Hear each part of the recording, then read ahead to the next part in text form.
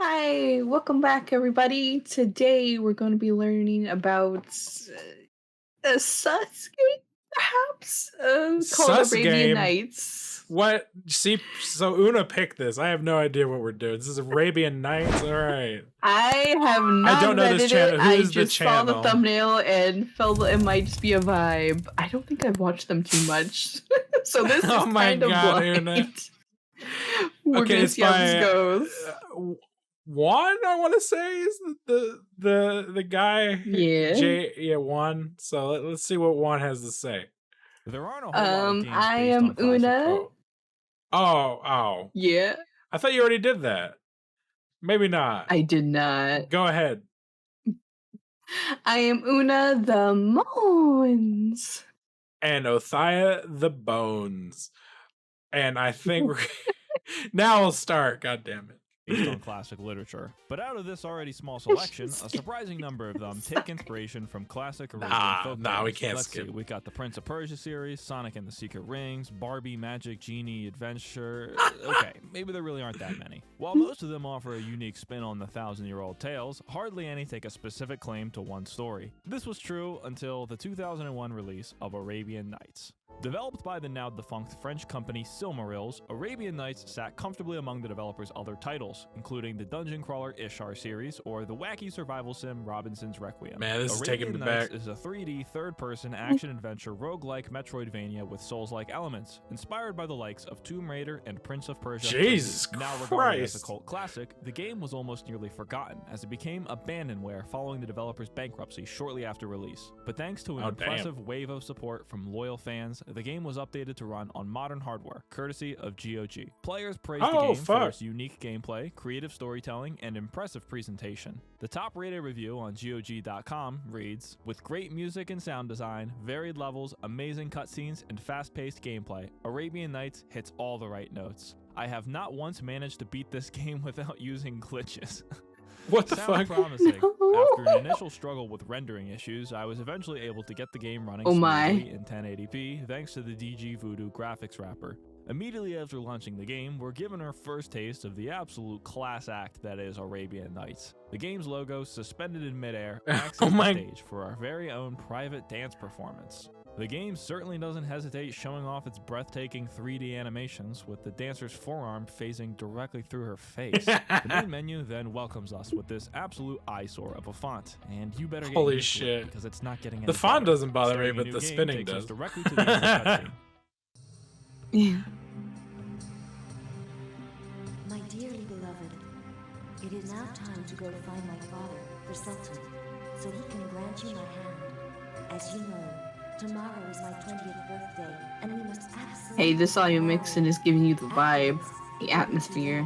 The story of Arabian Nights, this game, not the book, follows the tale of the eponymous Ali Baba of 40 Thieves fame as he sets out on a quest to rescue, then marry, all 5 of the Sultan's daughters. Should any of the 5 daughters be unwed before the night of their 20th birthday, they will be declared street girls and stripped their royal rights. Conveniently enough, What the fuck? 40 pretty much looking like them, but...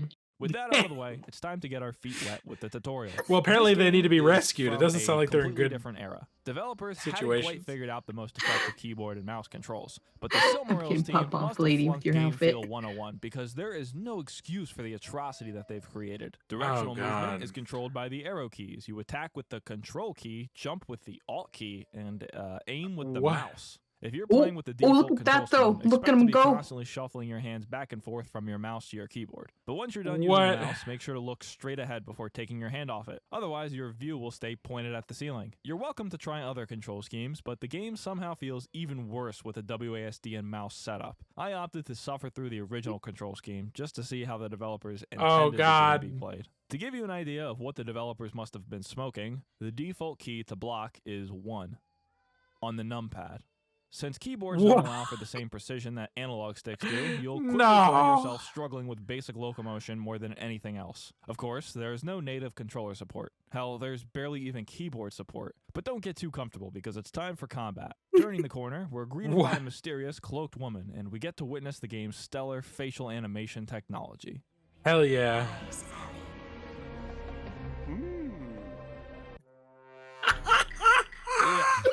gross. No Combat way. in Arabian Nights is Oh my best avoided. God. Without any sort of lock-on system, melee combat is an infuriating experience every time. This is especially problematic thanks 92,000 to the lack of superior control time for over the type games. of attack that you perform. 90% of the time, Ollie will swing his sword at torso height. If This he is fine wanted for to some enemies, suffer. but not all. Especially short enemies like the rats, scorpions, or cartmen are impossible to hit without using the downward slash, and there is no way to know which slash you're gonna get when you press the button. I even tried What? reading the manual to see if I was missing something, but this document seems to be a piece of fan fiction, not instruction. Here's the section on sword combat.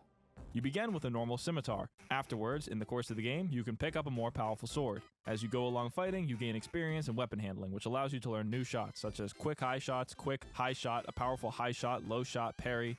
What? As you go along fighting, you will gain experience in weapons handling, which will allow you to learn new shots with a weapons master. These new forms of attack will link up with the basic shots. You must pay the town's weapon master for having taught you them. They will only be mastered if you manage to beat the weapons master in single combat. What? The only sentence from this entire section that's true is the first one. There's no other swords in the game, and there's certainly no weapons master. Climb above. Okay, I feel like there was a vision for this game that is not manifest. I ran laps around this introductory area for about 15 minutes before I had to resort to a walkthrough. Yeah, you'll want to keep that open for the rest of your playthrough. Things only get worse. The correct route is to approach one of these seemingly decorative statues. Then you get a tutorial pop up telling you to activate it. Yeah, these are more of guessing games than puzzles, but I'll come back to them later. Activating both statues opens a secret door where we can climb a rope to get onto the upper level of the stage. Interestingly enough, you cannot jump straight off of ropes, only to the side. Enemies pelt us with arrows from above, and they're nearly impossible to find against the always glitching skybox. The only way to hit them is with ranged magic. Spells can be found throughout the game, and they can be cast by holding the F1 through F4 keys. Most of the spells are hidden though, so you probably won't find them without a walkthrough. Luckily, the most important one is the fireball ring, which is the one you start the game with. While holding F1 to charge your fireball, you can move the mouse to aim. Hovering over a target does give you a bit of aim assist, which is crucial. If you get hit at any point before the spell finishes casting, you're interrupted. After a bit of careful aiming, I took down the archers and crossed the tightrope to bypass a locked door. This marks the end of episode 1. Upon completion of an episode, the game drops to a 640 by 480 resolution window and shows us a teaser for the upcoming chapter, which looks more like a malicious pop-up ad than a loading screen. Discover now the continuation of your adventures. The Sacred Tombs is pointing at me. Yeah.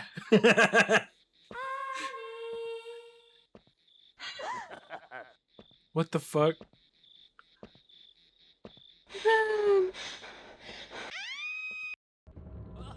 Dropping all the way down to the tombs beneath the castle, we encounter a new type of enemy, poison dudes. Don't let these guys get anywhere near you, since their attacks will infect you with a withering disease that'll slowly drain your health. Now, we don't have the ability to cure this disease yet, so if you get hit, you might as well just kill yourself. This is a perfect time to mention the most important buttons throughout your entire playthrough. Quick save, people think Dark Souls is bad. That red.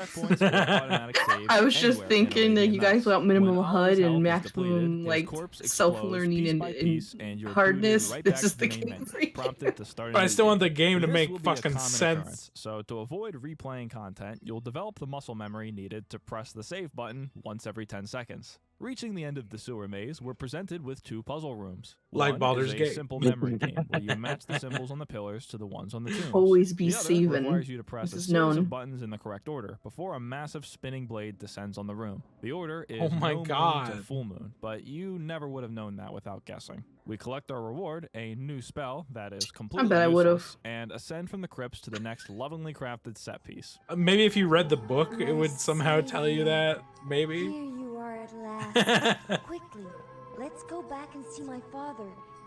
You know, I'm protected by the good genie who created me, and no one can kiss me before marrying me.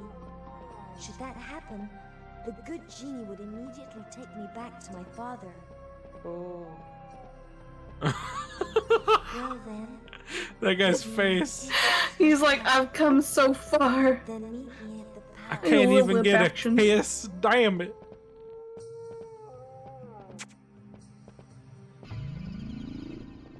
Wow. Oh wait, no, that teleports That's her. awesome. This game's awesome. This game's awesome. Attempting to navigate this game's levels feels more like experiencing a psychotic episode than playing a video game. Serpentine hallways lead to dead ends, stairways serve solely as decorations, and fake doors are everywhere. The maps somehow feel small despite actually being quite large. Part of this is due to the low variety of level geometry. Hallways are repeated, and doors don't differentiate themselves. The low-res my textures God. and complete lack of ambient lighting doesn't help either, especially when you're trying to find a button on the wall or an object on the ground. Bland, sand-colored environments result in the visuals slowly becoming an amorphous blob during long play sessions. I was enjoying progressing through the second episode of the game until at one point I accidentally pressed the Windows key instead of the Alt key when attempting to jump. This crashes the game. No! Platforming is a core feature in Arabian Nights. So Oh, I really wish it wasn't. no. Ollie has 3 different types of jumps, a useless hop, and what the manual describes as spins and dangerous jumps. This ridiculous-looking spin jump must be the dangerous jump. I need that goddamn manual. Similar to Hey, the he's attack flipping. animations, there doesn't appear to be a way to choose your jump either. The short jump only ever happens when you're at a standstill, but the other 2 seem to occur interchangeably, at random. What I'm calling the dangerous Oh, jump God. is by far the superior method of jumping, and sometimes Whoa. it's actually required to clear some of the gaps you encounter. If you land short of a jump, Ollie will grab the ledge as long as you're still holding Alt. Keep holding Alt and you'll climb the ledge, but quick, let go of that key immediately. If you keep holding it, you'll jump again, which will kill you. While running and climbing along the rooftops, I can't help but try and get out of bounds. Oh, this is like Grimm's worst In fact, it's harder nightmare. to stay in bounds than it is to leave them. Stepping outside the level geometry causes Ollie to enter a free fall, and for some reason you start picking up every item on the stage while you fall. I have no idea how this even happens. Unfortunately, there's no way to stop climbing, so time to reload my save game You've and touched gather everything in the necessary level. puzzle pieces from within the But boundary. that- While but then exploring you the know Escher-esque corridors where of to the get city them, streets, or at I least what's on encountered the a map. fountain of dreams. One sniff of these toxic fumes is enough to bring Ollie into a hallucinatory state. Oh, Princess Spiraline. Wow, what a treat. Now, I'm not joking when I say that it took me an hour to find all 5 puzzle pieces in this level. The map isn't that big, but Hey, there's it's just too what many places your that you can only see from specific angles, older so brother, it made this dad's needlessly difficult. Placing the puzzle uncles pieces into used the to wall get frees down the Blue to. Genie, who definitely isn't from a Disney movie, and we get another pop-up ad. Episode 2, complete. And I'm lost again. The only hint that we have is a letter dropped by the first enemy we encounter in this episode, which tells us some riddle about knocking 3 times. Oh my god. New smuggler near the potter's shop. Knock 3 times. This doesn't help at all because nothing happens when knocking on either of the 2 doors in this small starting area. Well, that's because that message that you just picked up 5 seconds ago has nothing to do with this area. It's referring to something that you'll encounter later. Right now, you're supposed to Oh jump my off God. the railing, land on this tiny ledge below the window, and kick it open. Once inside the building, we're introduced to a new enemy, the Crocodile Man. He even has his very own cutscene, which features a 12-second long uninterrupted shot of him just standing there. Yeah, you gotta behold Crocodile Man in fear. Close quarters combat in this game is practically impossible. If you get hit, whatever way you're he's moving doing his is jaw. interrupted and you're staggered. If you're holding an item, like a throwing knife, or you're mid-animation drinking a potion, you'll drop it. Plus, there's no invulnerability frames upon being damaged, so enemies can just stun lock you, especially if Oh, there's more fuck. than one hitting you. Come on. Oh no, the snakes are horrible. Oh, cha, cha, cha, cha, cha, cha, cha, cha, cha. This is Goes ridiculous. so You dead. can block, but it's down to 1 on the numpad, and I don't have a numpad on my keyboard. But not like it helps anyway, since the enemy attack animations are twice as fast as yours. They'll always hit you before your swing completes, interrupting Get a your attack. numpad, This bro. results in combat that just devolves into trying to position yourself so that enemies are unable to hit you while you pepper them with knives and magic from afar. If you miss, might as well just reload your save, because knives are a rare commodity in Arabia. The enemy Oh AI my is God. actually less brain dead than you'd probably be expecting, and some types of enemies are even able to jump to the side and dodge your attacks. This is not fun. Eventually, you reach the smuggler's door mentioned in the letter, and he is This is summoned not by fun. 3 knocks. You want to get through near the palace? Why, for you, that would be 2,000 pieces of gold. 1,500. 1,700. Haggle. 1,725. I'm not subtitling this anymore. 1,729. 1,732. 1,731. What the fuck? Are you kidding me? Now I have to go find 1,000 gold. You gotta show This step the alone took over an hour. the I searched aggression every of nook and haggling, cranny of the okay. level, picking up each coin that I found. serious. As usual, turns out that I was unable to find the correct way of completing this task. There is a pit filled with scorpions that has a ton of gold in it, but in order to reach it, you have to land this insane jump. It looks like there's no way that you can reach the ledge, but you actually can. Just save the game, take a jump, and then reload every time you miss. After about 50 tries, you'll get it. Collect the gold, return to the smuggler, and gain entry to the Sultan's palace. During this cutscene, Ollie gets stuck on the stairs. The doors close while he glitches out, and you get locked in the room during the cutscene. Cutscenes don't pause the game or take place in a separate state of existence. It's all during gameplay. Sometimes they even forget to disable your controls during a cutscene, resulting in some interesting moments. Perhaps you wish to say something, Grand Vizier? I simply wish to point out to His Majesty that I tried this cutscene 3 more times, but the same thing always happens. Ollie gets stuck on the stairs, doesn't make it out before the door shuts, and then I'm trapped. This soft lock prevents progress, essentially making it impossible to complete Arabian Nights. You have to glitch out. Or That's at why you have least to use that's what I glitches. wish was the case. Despite the rest of this episode being impossible to reach due to the bug, you can select an episode directly from the main menu to skip to it, Oh, regardless I of see. having completed any of the other episodes. So, episode 4 it is. The So you can already just bad play the voice last acting is episode hindered and be even done. further by the strange choice of audio filters applied to Yeah. everyone's voice. They're, the sun They're was thoughtful. going to rise soon, and that our valorous seducer had only one day left to ease your most majestuous sorrow. Yes. Thank you for bringing us back to the harsh What the reality. The sun is about to rise, and we still have more princesses left to save. Since the princesses were created by a genie, if they are kissed by someone they're not married to, they immediately teleport back to the Sultan's palace. So we've got to go find and kiss 3 more princesses. It's the only way to save them. Yeah, I don't know. Episode 4 begins in the same area the last episode ended, except it's daytime now, and the streets are filled with friendly citizens. Eventually, you'll stumble upon a snake charmer who offers us information on the next princess's whereabouts in exchange for 5 crows. These crows can be found flying around the level, and their incessant calling constantly assaults your ears. While passing by the mosque, you're interrupted by a man who offers to Hey, tell you us a didn't know they're story in there, exchange okay. for some gold coins. Every single time you walk in front of the mosque, this guy comes sprinting up to you to tell you the same exact story, no matter how many times he's already done it. It is, of course, dedicated to the Red Moon. Oh God, torture. For only 20 pieces of gold. No. For only 20 pieces of gold. No. Go away. The crows are difficult to shoot down. You have to either use magic or It's throwing just that knives, one and friend since who's they're super constantly excited flying, about the the already seed difficult act of aiming is even worse. Plus, if you kill them while they're on a roof, it's just wasted effort, since there's no way to actually climb up there to retrieve the dead crows. Oh I my decided to just sit by God. this brazier and wait for them to land, reloading my save game every time I missed a throw. If you run out of knives or potions, there's a shop nearby where you can spend the gold that you've obtained throughout the game. There's an impressive variety of collectible items to be found, most of which are used only for one puzzle. Then, that item will remain in your inventory, forever. The game's sound design really starts to shine at around this point. My favorite sound is the one that plays when you open and close your inventory. The close inventory God. sound is the same as the open inventory sound, except it's played in reverse. Genius. Also, when you drink a potion, Ollie chucks it into the air, and the glass bottle shatters on the floor with a violent crash.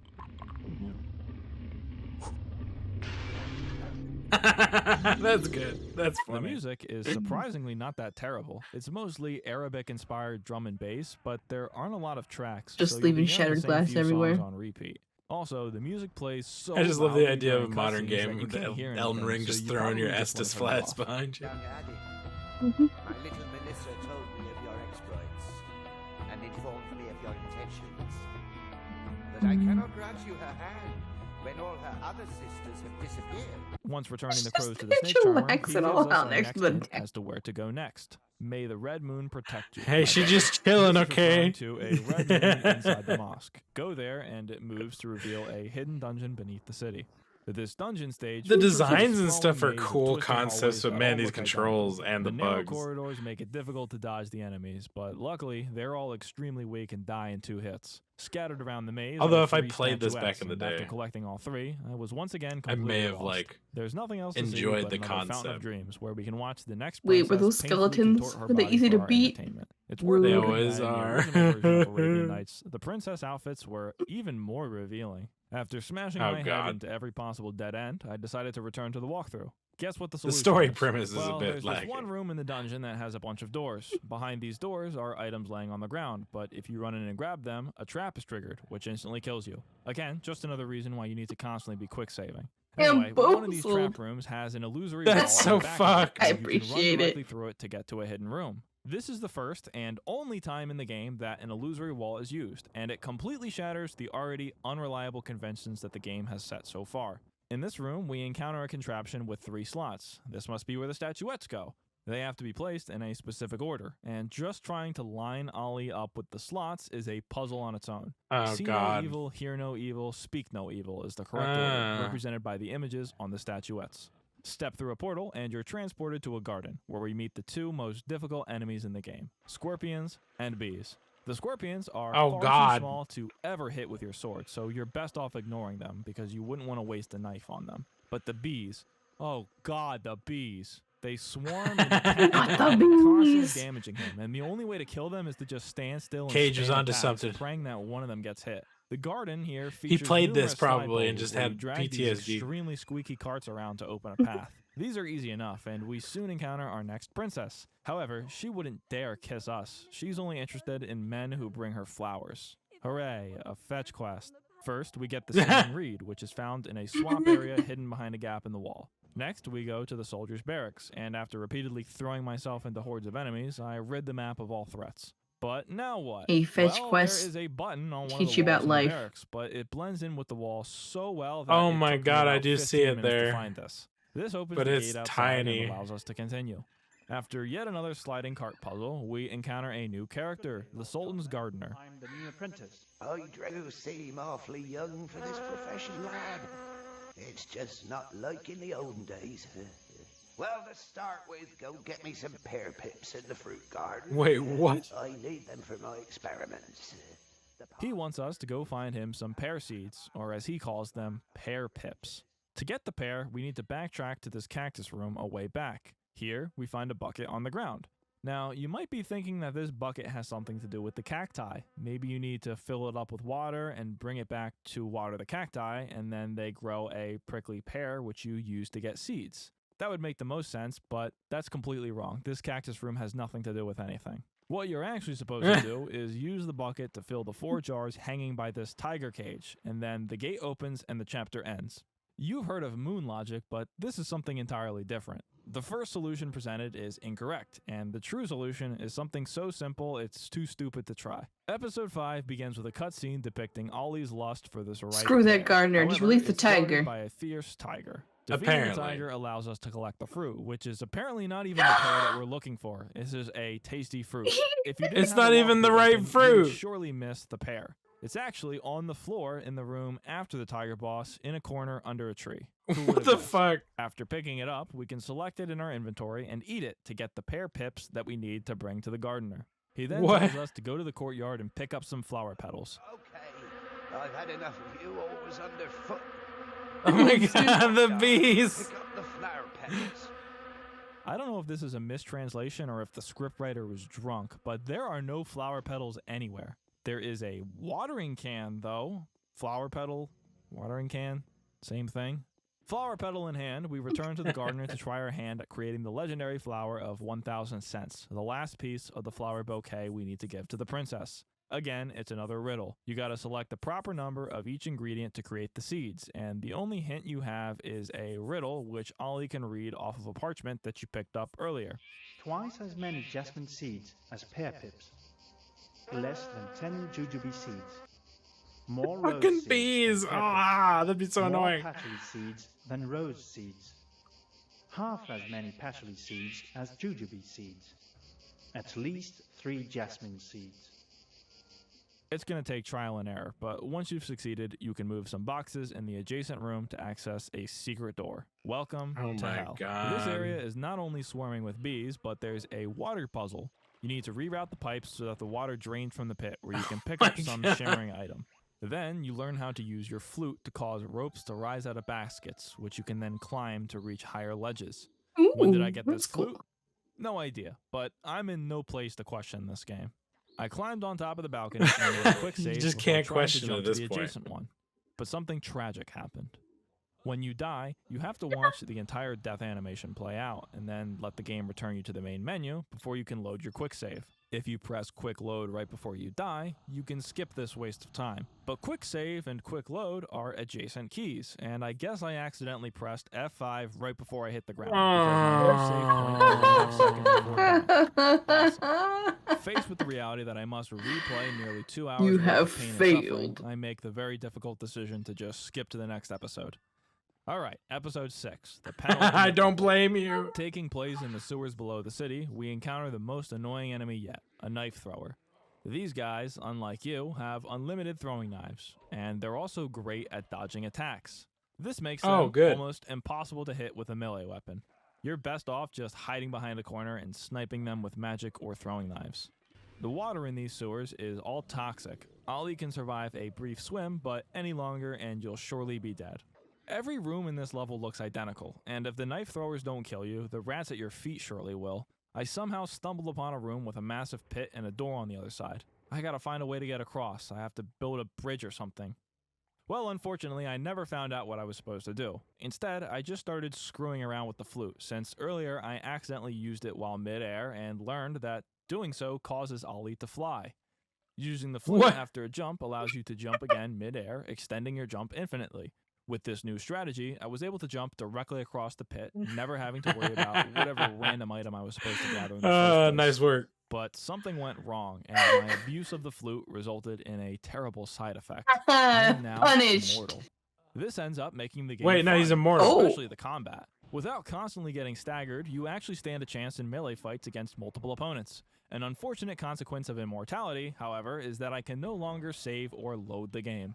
I continue forward until I reach a boss fight, a cultist leader that teleports around the room. See, I told you guys this was a Souls-like. Defeating the boss only offers a brief moment of joy, as I'm brought back down upon somehow locking myself inside of a door puzzle only minutes later. With no way out, I have no choice but to restart and play through the entire episode again. Playing through this level legitimately was no easy task, but thanks to the magic of save scumming, I was able to prevail. This time, I followed the walkthrough to solve the door puzzle without soft locking the game, and made it to the end of the dungeon. Holy shit. Oh, by the beard. What the fuck is that face?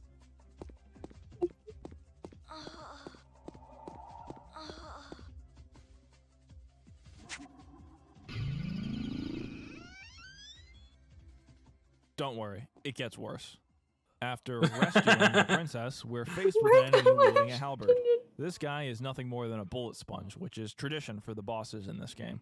Defeating him grants us access to a teleporter, which returns us to the city above. Skipping over about 30 minutes of me wandering around confused, I eventually learned that I have to get permission to leave the city. I'll need to speak to Captain Barbeck. This is Captain Barbeck.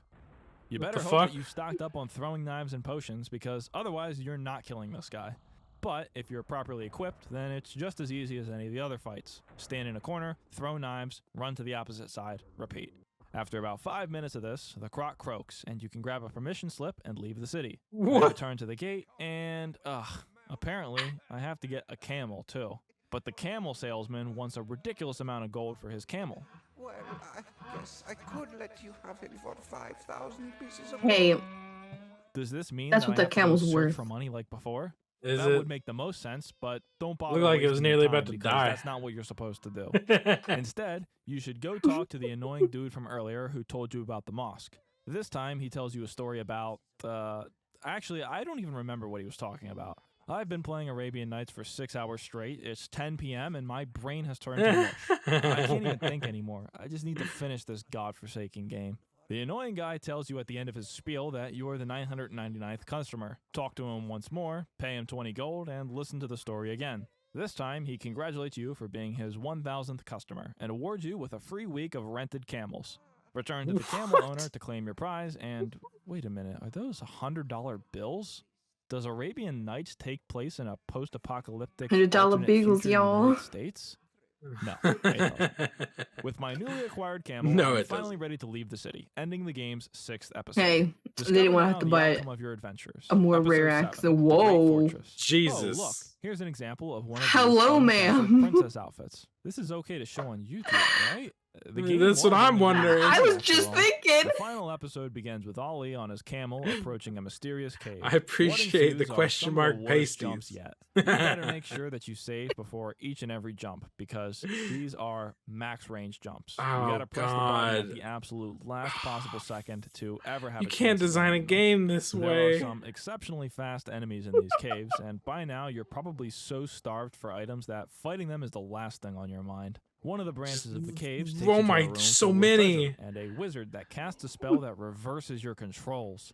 Again, without items, I have no way of killing anything here, so I just ran in every possible direction, down the winding, identical corridors, before reaching the first room that looked different. Proceeding through the acid-filled cave, we're yet again forced Jesus. to participate in the torturous activity that is this game's attempt at platforming. But if you hate yourself enough to play this far into the game, then there's no turning back, so continue forward Yeah, until you you're not encounter the wrong. massive sea monster. Oh no, I'm all out of No. items, and there's no way to kill the guy without throwing knives. Yay! Using the episode skip feature, I select the episode 7 saved game, which allows me to start at the beginning of the cave with a full inventory. Running straight back to where the monster was, I dispatch him with just 3 knives and continue to the cave behind him. where we Wow. fight another boss, Medusa. Oh. At some point in the last hour, I must have picked up this magical ring, which gives me a shield ability. If you hold down the F4 key to fully charge your spell, Ollie becomes invulnerable for quite a long time, and this makes combat far, far easier. Making quick work Yeah. of Medusa, I'm able to rescue the next princess. Have you got an obsession or what? What does that even mean? Like she has her little modesty bra on. And now I'll have all the little princesses just to myself. Bruh. Freak rope Sir? trick. Yeah, Come on. right? Go We're the approaching please. the end, and before starting the final portion of the fuck? stage, we're teleported back to the merchant's shop where we can spend the remainder of our gold. After stocking up on throwing knives, we return to the Sultan's palace, which is in bad shape.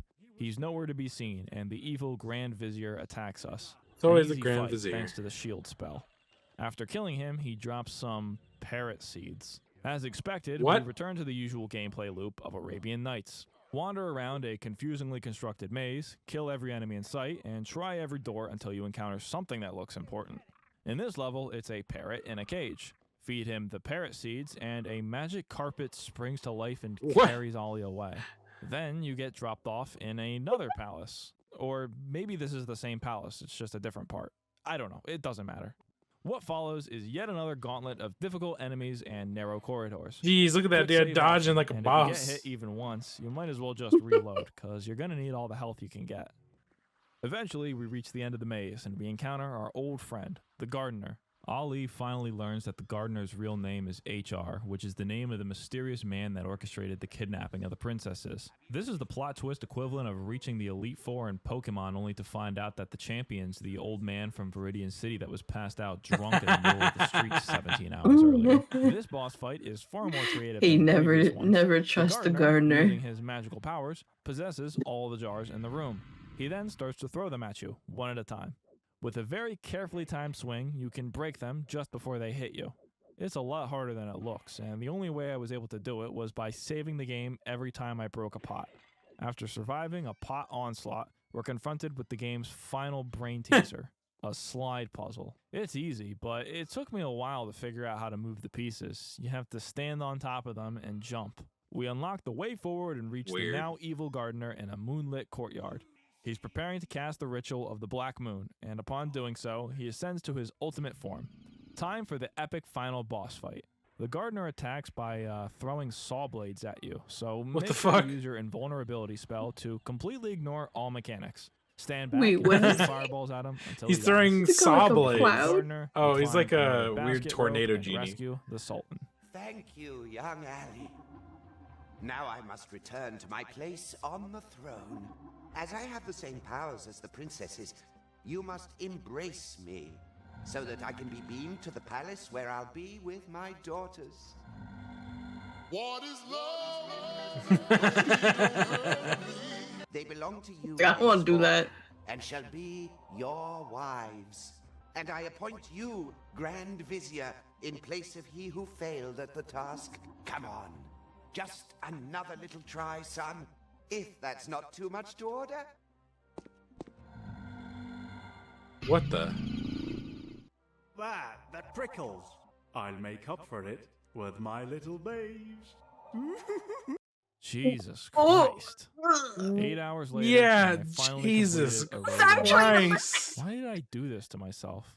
This Why game did you sucks. do this The yourself? controls are a deranged machination designed by someone who has never played a video game. The graphics are terrible, even for the time, especially the character faces, which are straight up nightmare fuel. The voice Yeah. acting walks a fine line between terrible and incomprehensible. And the plot. My God, the plot. It's offensive to say the least.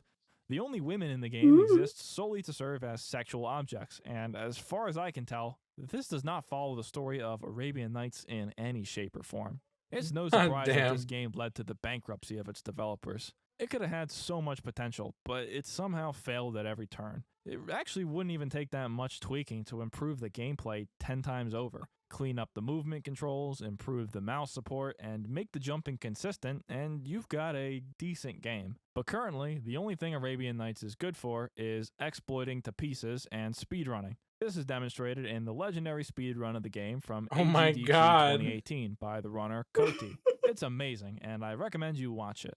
Well, not many people can say that they've beaten Arabian Nights, but I can now proudly say that I am one. For only 20 pieces of gold, I can tell you the story of our fabulous Jesus boss. Christ, man, I don't give a shit.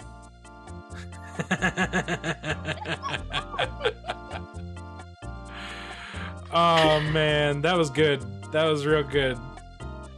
Juan, I like it. I like it a lot. Great video, man. Really good. You really put yourself through some shit for us. Oh my God. I was gonna say earlier, but you were so into it, so I didn't have you pause and say for the end. But then the ending just reinforces the sus geniness because the Sultan was also visible. Because I'm like, how did the genie make his daughters? I'm like, was there something sus going on with this genie and the Sultan's wife? But Oh then the my Sultan's God. also smoochable, so I'm like, what is this? What is this shit? Ah, Jesus. Or What was a- that what done an just for that experience. joke? I have no idea. No idea. The whole game is just an exercise in madness. I feel like The weird thing is, I kind of like if they were cleaned up some of the puzzles, or like well, the controls, like yeah, like he said, like, items I feel like could there's have a been good interesting, game there. But the everything plot else. and the controls together make it this insane experience that I just don't know why you would put yourself through, especially to learn it well enough that you're speed running. Oh my God. Although that is interesting, I bet, to watch how they speed run it. But Jesus, what the oh my God. How dare they beat up a tiger? Precious tiger baby. I knew you'd be upset about that. You're just biased, tiger ghost lady. Oh my God. But no, great video one. I really thought it was well Yeah, good done. video. Very well put together, very funny, informative, and just wow, props to you for putting yourself through that. Yeah. I think there are worse but we just got to watch experiences. the video. Oh no, the next video I Yeah. think will be another challenging game experience that I think many people have seen. Oh no. From JonTron, who put himself through something quite horrible, similar along lines with this in terms of controls and ambiguity. But until next time, guys, we're signing off. If you enjoyed the video, please like and subscribe. And if you have any suggestions for us, please leave them below. And we'll see you all later. Bye.